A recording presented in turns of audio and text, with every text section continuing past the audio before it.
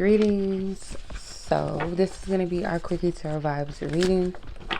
I'm going to tap into a little bit of astrology friendly decks here. So this deck has been calling out to me to use. So I don't use it often, but yeah. Holy Spirit, ask for divine wisdom, divine truth, and clarity for this collective. And what are the messages that they need to know at this time? What are the messages that they need to know at this time? What are you instructing and guiding them to do at this time?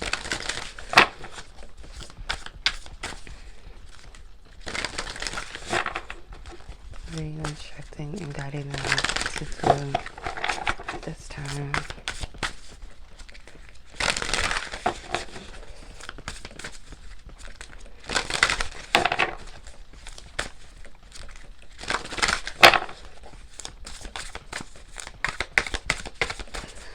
Just messages for energy alignment or guidance, instructions, truth, wisdom. What do they need to hear? Cast on any vain imaginations, false guidances, and false truths, or any high thing that tries to exalt the substance, knowledge, and wisdom of you. Okay. Some of you guys may feel stuck, bored in some way. I feel like Spirit is not wanting you to take this present energy as something is stagnant, something's not moving. Do not mistake peace for stagnation or something going wrong. In that point of where you are, it's like you're able to slow down and be present. I keep getting this message too. Like, you're able to be present and get the guidance and get the messages or the instructions or the clarity or some type of downloads, or just being present, just living, just being present to enjoy. It doesn't have to be a lot always happening and going on. Ace of Wands flew out of the deck. So yeah, new beginnings are on the horizon as well, even though it may not seem like it. Okay, stability with the Queen of Pentacles.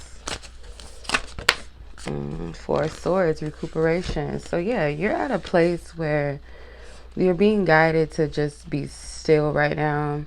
You may be healing or recovering from something.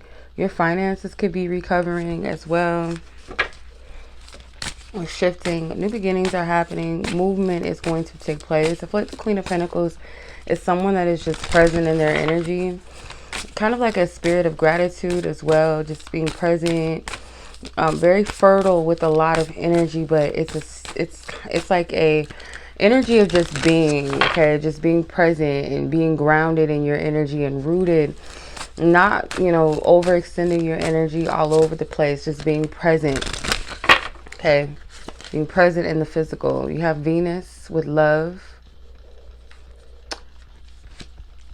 okay, so this Venus energy. It says beauty, romance, Friday, Taurus, Libra, courtship, aesthetics, sex appeal, affection, sensuality, values, pleasure, grace, gratitude, inspiration, and self-worth. And at the bottom of the deck, you have the first house with self, okay, physical appearance, early childhood, goals, desires, individuality, temperament, personality, natural tendencies, identity, and self-image. So right now, some of you guys may have Venus in Taurus or Libra, Venus in Aries. Could have Taurus or Libra in your first house. What I'm getting though, this is like a real self-focused energy and a self-nurturing energy, especially with that Queen of Pentacles. It's really being present and living and being in the moment and paying attention to your energy and where you are. For some of you guys, you could be changing something about the way that you eat, Could be changing something. Your physical appearance could be changing. You do have the Six of Wands at the bottom of the deck. So this could also be about you patting yourself on the back. Excuse me. At the end of the year, as we know it, right? Around this time that I'm recording it, it's December. And this is the last week of 2022. So this is a period where most people typically self-reflect, okay? And I feel like Spirit wants you to, like this, that pat on the back type of thing where you're congratulating yourself for how much you've achieved. And when I say this, it doesn't always have to be on a material level. It doesn't have to be about how you're publicly received, your awards and rewards, and your some type of material achievement, right? It's not only about that. Also include the things that you've overcame within yourself, the things that you took risk on, the things that you believed yourself in, how you motivated yourself, how you motivated others, how you showed up, even though it may have been hard to show up sometimes. Maybe you took on something new. Maybe you became better at something. You know, look at the different achievements that you've made, how you overcame, how you've strived, how you encouraged, how you've inspired, how you motivated, even if that's with the self. There's a energy of self-appreciation, and sometimes we can think that that is being selfish, or that's being in our ego, you know, being egotistical or being conceited. But there's a difference in energy. If you look up what those terms mean, there's a difference of vibration versus the act of self-love, which is appreciating yourself and taking care of yourself, listening to your needs, taking time to honor what feels right to you. You know, it's the little things as well. So I really feel like there's a lot of self-reflecting about who am I, what is important to me, what do I want, how do I see myself, and also giving back to you.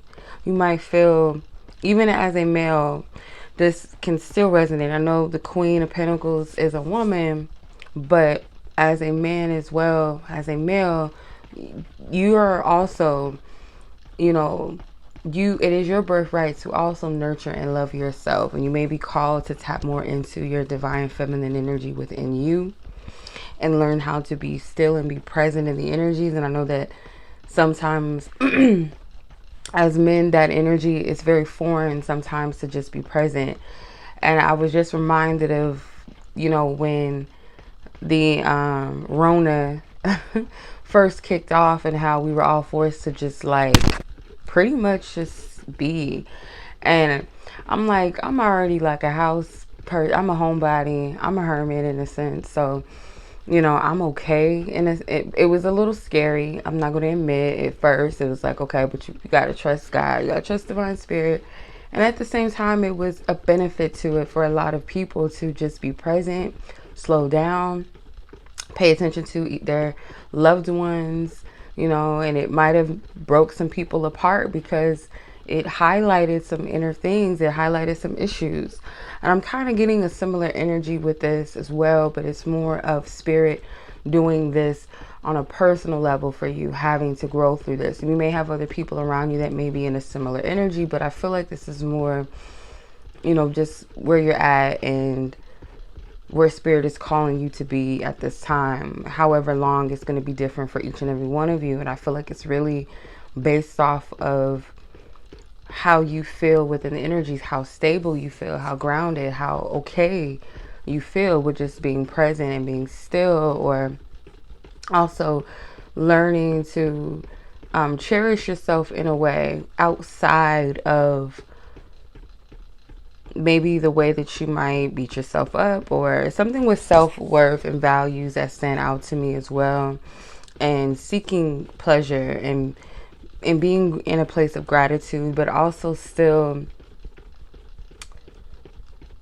adorning yourself. There's nothing wrong with that. With the Venus in the first house, I feel like this is an energy where people can easily say you're being full of yourself, you're being, or you feel this way. You might fear this, like, okay, if I do this for me, if I'm focusing on myself, you gotta learn how to do that. I feel for some of you need to hear that. Like, sometimes if you're someone that has a caretaker type of energy or vibe about you, you'll start to feel guilty for choosing and honoring yourself.